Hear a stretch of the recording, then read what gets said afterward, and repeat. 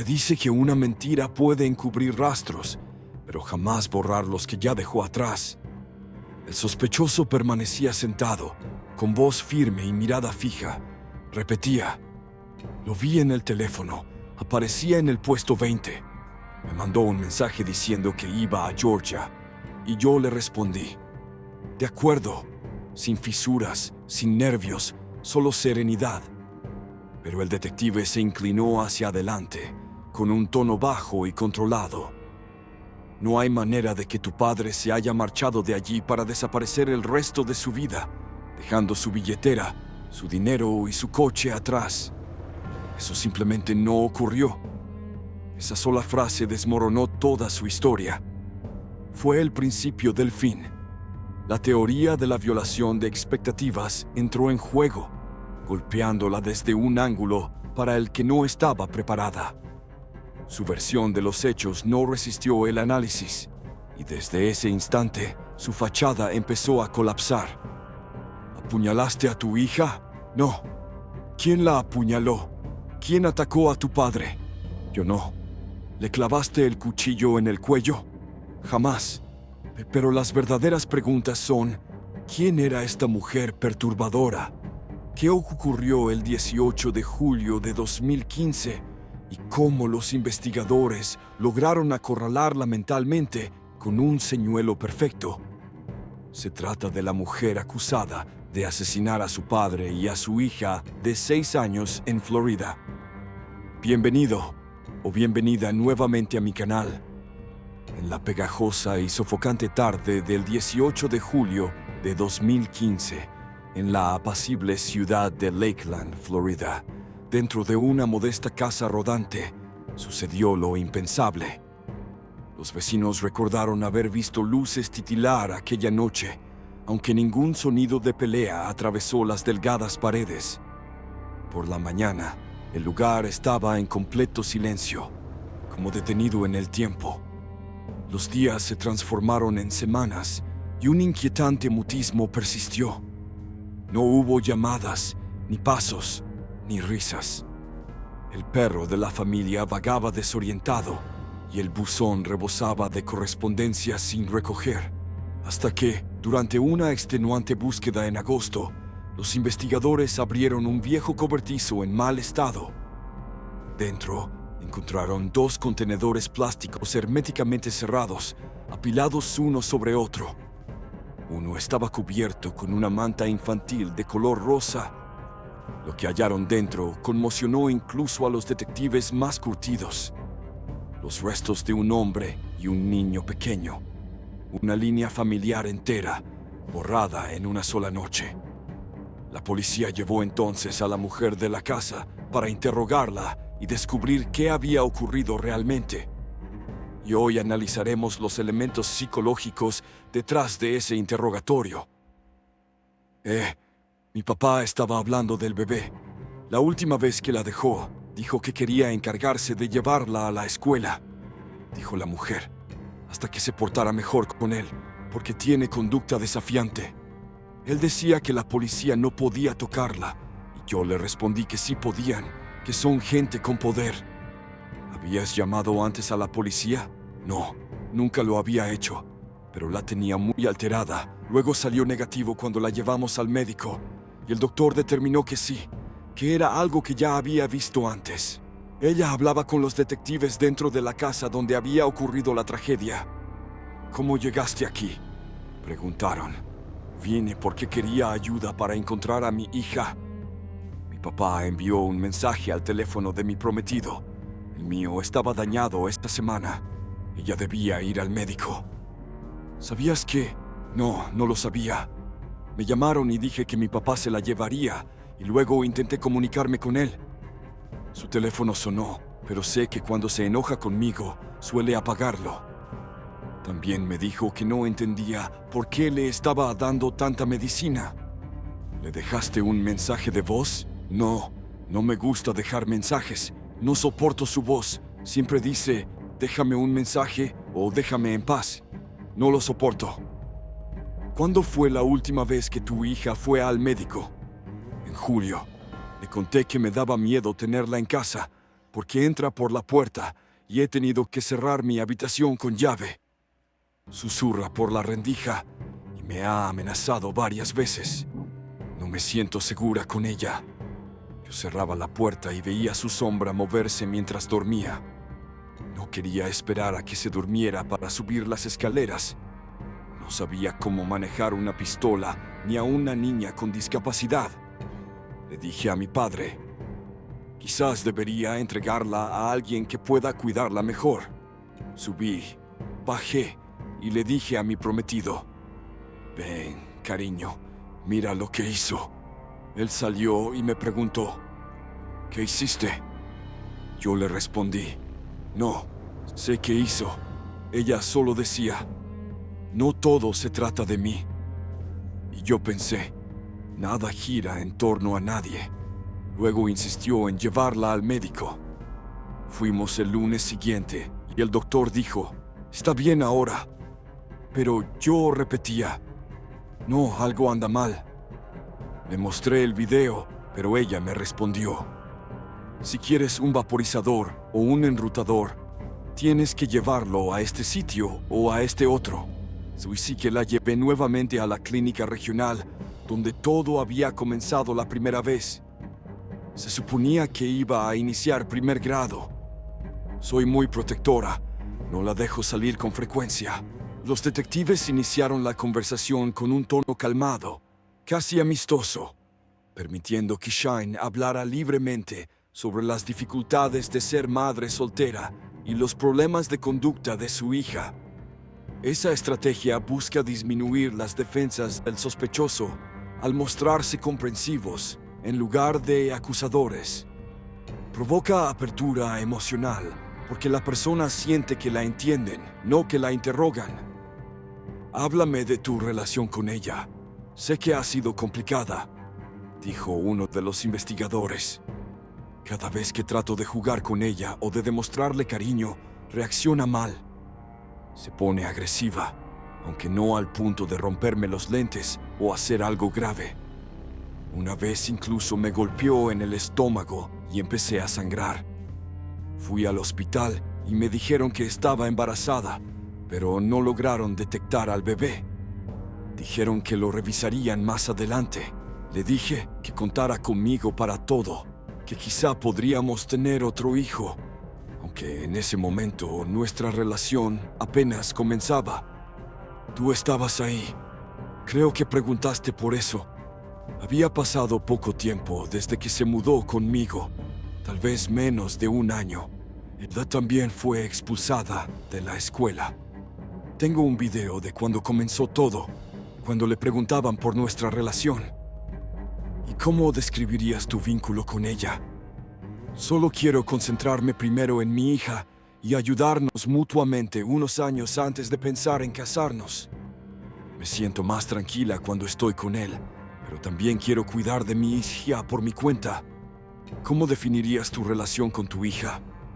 Intento mantenerla en un nivel estable, como un 8, pero cuando llego cansada del trabajo, solo le pido un poco de espacio antes de jugar.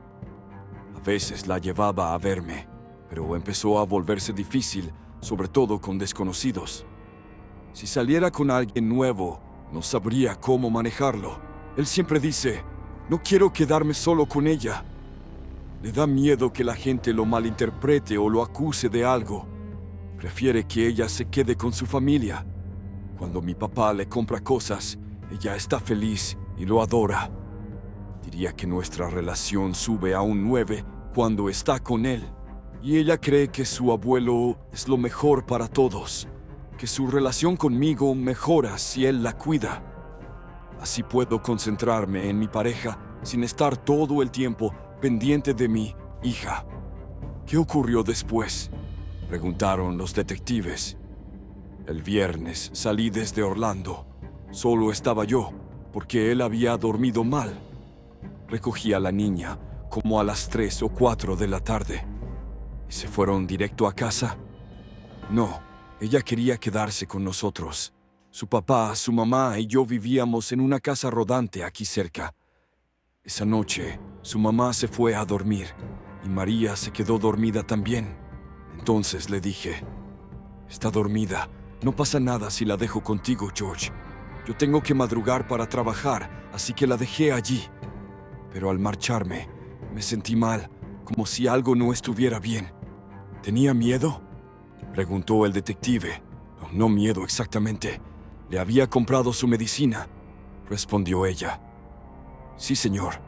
Mientras el interrogatorio avanzaba, los investigadores regresaban una y otra vez a las fechas y a los eventos clave. Cuando ella mencionó la última llamada de Meredith a su padre, todo empezó a desmoronarse. Cheyenne tuvo que improvisar una secuencia temporal bajo presión. Pequeñas contradicciones comenzaron a surgir en su relato, grietas imperceptibles que revelaban una verdad mucho más oscura. Desde detrás del coche de su hija, sí, los había llevado allí antes. Entonces él, sí, lo sé, tenía un arma de fuego, un revólver pequeño. Lo había escuchado. ¿Alguna vez lo tocaste?, preguntó el detective. No, nunca. ¿Y cuando recorrías la casa, viste algo afuera? No. Encontré uno debajo de la casa, lo saqué y lo arrojé lejos. Nada más. No dejé nada fuera, salvo la carne molida que tiré el jueves porque estaba infestada de gusanos y cosas raras. Había bombas para insectos por todos lados. Compré detergente para lavar la ropa, pintura para mis trabajadores y cinta adhesiva para empacar algunas de sus pertenencias, porque quería deshacerse de todo y guardarlo en un depósito. La casa de mi papá siempre olía mal. Estaba llena de ratas y él fumaba sin parar. Todo olía a gas o a propano. ¿Notaste algún otro olor?, preguntó el detective. Solo ese hedor insoportable. Todo seguía igual. Ropa amontonada, platos en el escurridor. Todo como siempre. Recuerdo que alguien comentó algo inquietante. No sé si tu padre está muerto o algo así en esa casa. Yo le dije que no dijera tonterías, pero en el fondo temía que algo hubiera pasado. Sentía que ella les había hecho daño o que quizá los tenía escondidos. Cuando empezó a preocuparse más por esa maldita cama que por mi papá, supe que algo estaba mal. Al final llamé a la policía. Fui a comprobar todo, a hablar con la gente que los había visto, pero nadie sabía nada. Estaba desesperada, así que su esposa nos dio un número, el 911. Al final descubrí que tenía un teléfono, pero no sabía cómo era porque estaba pensando, vale, quizás compró un iPhone viejo. Él ya tenía un teléfono desde antes que yo naciera. ¿Preguntaste por qué lo tenía?, insistieron. Sí, recuerdo haberlo tomado una vez, pero no recuerdo qué dije exactamente. Nos contaste algo distinto antes, le replicaron. Ella titubeó. Puede ser, dijo, pero no quise decir que lo dejara. La policía lo sabe, respondió el investigador.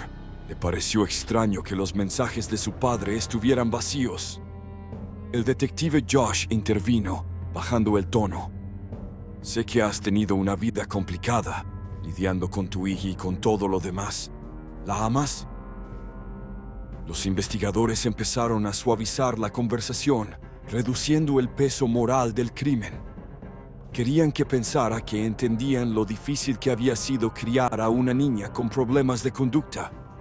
Su táctica consistía en hacer que la confesión pareciera menos terrible, como si todo fuera un accidente o una decisión desesperada. Música. El olor seguía impregnando el ambiente. No era olor a carne cruda, pero era insoportable. La gente decía que el cubo de basura apestaba, y los detectives sabían que ella sabía más de lo que admitía. Creo que sabes dónde están tu padre y tu hija, dijo uno con calma. Y si los amas, deberías decirnos la verdad. Cuando los encontremos, sabremos qué pasó realmente. Sabremos cómo ocurrió. Dices que te preocupa tu hija, pero ni siquiera la llevaste al médico, añadió el otro detective. Pasas por la casa de tu padre. Todo parece normal, pero no la llevas a revisión. ¿Por qué detenerte ahora? Ella suspiró. No quería tratar con mi papá. Pero es tu hija, replicaron. Si cometiste errores, está bien. Asúmelos. No es tu único error. El detective la observó fijamente. Está claro que tu hija estuvo con tu padre. Y sé por qué fuiste a comprar ambientadores e insecticidas. No fue por limpieza. Le recordaron que el sofá seguía cubierto con las mismas sábanas y que dentro habían hallado algo más. Su padre no iba a enviarle un mensaje diciendo que se marchaba del estado con su nieta. Era imposible. Él jamás habría dejado su billetera, su dinero ni su coche abandonados. Nada de lo que dijiste ocurrió, le dijo el investigador. ¿Estás de acuerdo conmigo? Ella solo murmuró algo sobre un mapache que había sacado del patio. ¿Un mapache?, preguntó el detective. Lo arrojé lejos porque olía mal. ¿Eso eliminó el olor? No, seguía apestando, admitió. ¿Usaste pinzas o tus manos? Pinzas, claro, respondió nerviosa. El detective cambió de rumbo. En una escala del 1 al 10, ¿cómo describirías tu relación con tu hija? 5, respondió. Entonces trabaja en eso, le dijo el agente, porque tu padre y tu hija merecen la verdad. Ya negó con la cabeza. No sé dónde están, pero los detectives no se detuvieron. Le explicaron que habían hablado con todo el vecindario y que nadie creía su historia. Le recordaron que su hija tenía solo 6 años y que su padre no se había ido por voluntad propia. Dejó su dinero, su coche y su billetera, repitió el detective con voz firme. Eso simplemente no ocurrió. Todo lo que habías dicho se derrumbaba. Tu padre no se fue, Cheyenne, y tú lo sabes.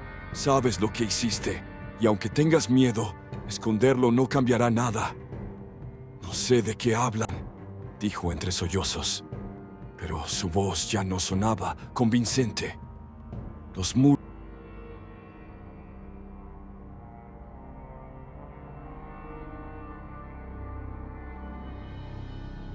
Se dice que una mentira puede encubrir rastros, pero jamás borrar los que ya dejó atrás. El sospechoso permanecía sentado, con voz firme y mirada fija. Repetía: lo vi en el teléfono, aparecía en el puesto 20. Me mandó un mensaje diciendo que iba a Georgia, y yo le respondí: de acuerdo, sin fisuras, sin nervios, solo serenidad. Pero el detective se inclinó hacia adelante, con un tono bajo y controlado. No hay manera de que tu padre se haya marchado de allí para desaparecer el resto de su vida, dejando su billetera, su dinero y su coche atrás. Eso simplemente no ocurrió. Esa sola frase desmoronó toda su historia. Fue el principio del fin. La teoría de la violación de expectativas entró en juego, golpeándola desde un ángulo para el que no estaba preparada. Su versión de los hechos no resistió el análisis, y desde ese instante su fachada empezó a colapsar. ¿Apuñalaste a tu hija? No. ¿Quién la apuñaló? ¿Quién atacó a tu padre? Yo no. ¿Le clavaste el cuchillo en el cuello? Jamás. Pero las verdaderas preguntas son: ¿quién era esta mujer perturbadora? ¿Qué ocurrió el 18 de julio de 2015? ¿Y cómo los investigadores lograron acorralarla mentalmente con un señuelo perfecto?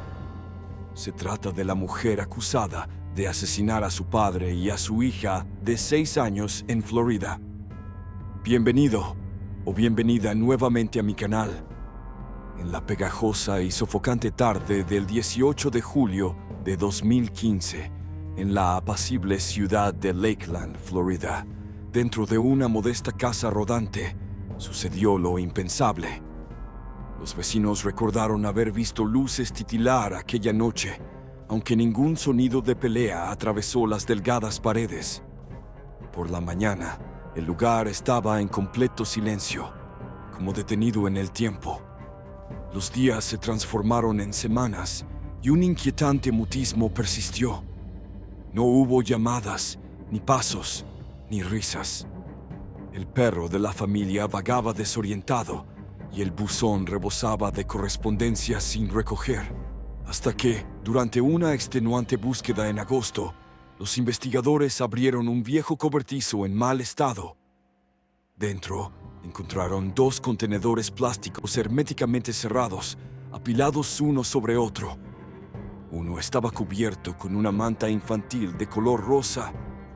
Lo que hallaron dentro conmocionó incluso a los detectives más curtidos. Los restos de un hombre y un niño pequeño. Una línea familiar entera, borrada en una sola noche. La policía llevó entonces a la mujer de la casa para interrogarla y descubrir qué había ocurrido realmente. Y hoy analizaremos los elementos psicológicos detrás de ese interrogatorio. Mi papá estaba hablando del bebé. La última vez que la dejó, dijo que quería encargarse de llevarla a la escuela, dijo la mujer, hasta que se portara mejor con él, porque tiene conducta desafiante. Él decía que la policía no podía tocarla, y yo le respondí que sí podían, que son gente con poder. ¿Habías llamado antes a la policía? No, nunca lo había hecho, pero la tenía muy alterada. Luego salió negativo cuando la llevamos al médico, y el doctor determinó que sí, que era algo que ya había visto antes. Ella hablaba con los detectives dentro de la casa donde había ocurrido la tragedia. ¿Cómo llegaste aquí?, preguntaron. Vine porque quería ayuda para encontrar a mi hija. Mi papá envió un mensaje al teléfono de mi prometido. El mío estaba dañado esta semana. Ella debía ir al médico. ¿Sabías qué? No, no lo sabía. Me llamaron y dije que mi papá se la llevaría, y luego intenté comunicarme con él. Su teléfono sonó, pero sé que cuando se enoja conmigo, suele apagarlo. También me dijo que no entendía por qué le estaba dando tanta medicina. ¿Le dejaste un mensaje de voz? No, no me gusta dejar mensajes. No soporto su voz. Siempre dice, déjame un mensaje o déjame en paz. No lo soporto. ¿Cuándo fue la última vez que tu hija fue al médico? En julio. Le conté que me daba miedo tenerla en casa, porque entra por la puerta y he tenido que cerrar mi habitación con llave. Susurra por la rendija. Me ha amenazado varias veces. No me siento segura con ella. Yo cerraba la puerta y veía su sombra moverse mientras dormía. No quería esperar a que se durmiera para subir las escaleras. No sabía cómo manejar una pistola ni a una niña con discapacidad. Le dije a mi padre, quizás debería entregarla a alguien que pueda cuidarla mejor. Subí, bajé y le dije a mi prometido, ven, cariño, mira lo que hizo. Él salió y me preguntó, ¿qué hiciste? Yo le respondí, no, sé qué hizo. Ella solo decía, no todo se trata de mí. Y yo pensé, nada gira en torno a nadie. Luego insistió en llevarla al médico. Fuimos el lunes siguiente y el doctor dijo, está bien ahora. Pero yo repetía, no, algo anda mal. Le mostré el video, pero ella me respondió, si quieres un vaporizador o un enrutador, tienes que llevarlo a este sitio o a este otro. Así que la llevé nuevamente a la clínica regional, donde todo había comenzado la primera vez.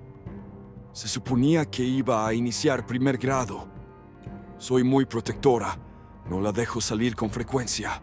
Los detectives iniciaron la conversación con un tono calmado, casi amistoso, permitiendo que Shine hablara libremente sobre las dificultades de ser madre soltera y los problemas de conducta de su hija. Esa estrategia busca disminuir las defensas del sospechoso al mostrarse comprensivos en lugar de acusadores. Provoca apertura emocional porque la persona siente que la entienden, no que la interrogan. Háblame de tu relación con ella. Sé que ha sido complicada, dijo uno de los investigadores. Cada vez que trato de jugar con ella o de demostrarle cariño, reacciona mal. Se pone agresiva, aunque no al punto de romperme los lentes o hacer algo grave. Una vez incluso me golpeó en el estómago y empecé a sangrar. Fui al hospital y me dijeron que estaba embarazada, pero no lograron detectar al bebé. Dijeron que lo revisarían